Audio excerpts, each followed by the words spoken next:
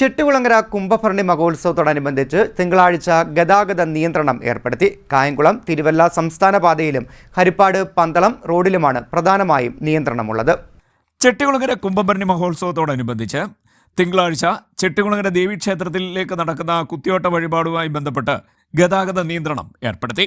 കായംകുളം തിരുവല്ല സംസ്ഥാന പാതയിലും ഹരിപ്പാട് പന്തളം റോഡിലുമാണ് ഗതാഗത നിയന്ത്രണം പോലീസ് ഏർപ്പെടുത്തിയിരിക്കുന്നത്. തിങ്കളാഴ്ച രാവിലെ 6 മണി മുതൽ കായംകുളം ഭാഗത്തു നിന്നും മാവേലിക്കര ഭാഗത്തേക്ക് പോകുന്ന ബസ്സുകൾ, ഹെവി വാഹനങ്ങൾ തുടങ്ങിയവ രണ്ടാംകുറ്റി ജംഗ്ഷനിൽ നിന്നും തിരിഞ്ഞ് മാവേലിക്കര മിച്ചൽ ജംഗ്ഷൻ വഴിയും മാവേലിക്കര ഭാഗത്തു നിന്നുള്ളവ രണ്ടാംകുറ്റി ജംഗ്ഷൻ വഴിയും പോകേണ്ടതാണ്. ഉച്ചയ്ക്ക് 1 മണി മുതൽ ക്ഷേത്രത്തിൽ കെട്ടുകാഴ്ചകൾ എത്തും വരെ കായംകുളം തിരുവല്ല റോഡിൽ നടക്കാവ് ജംഗ്ഷൻ മുതൽ തട്ടാരമ്പലം ജംഗ്ഷൻ വരെ പൂർണ്ണമായും ഗതാഗത നിയന്ത്രണം ഏർപ്പെടുത്തിയിട്ടുണ്ട്.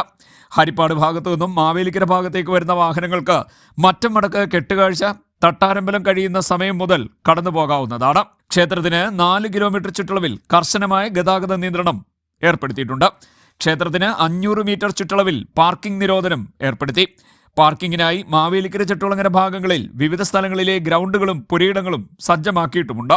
റോഡരികിലെ പാർക്കിംഗ് കർശനമായി നിരോധിച്ചു. ഇത്തരം നിയമലംഘനം നടത്തുന്ന വാഹനങ്ങൾ പോലീസ് റിക്കവറി വാഹനം ഉപയോഗിച്ച് മാറ്റുമെന്നും പോലീസ് അറിയിച്ചു.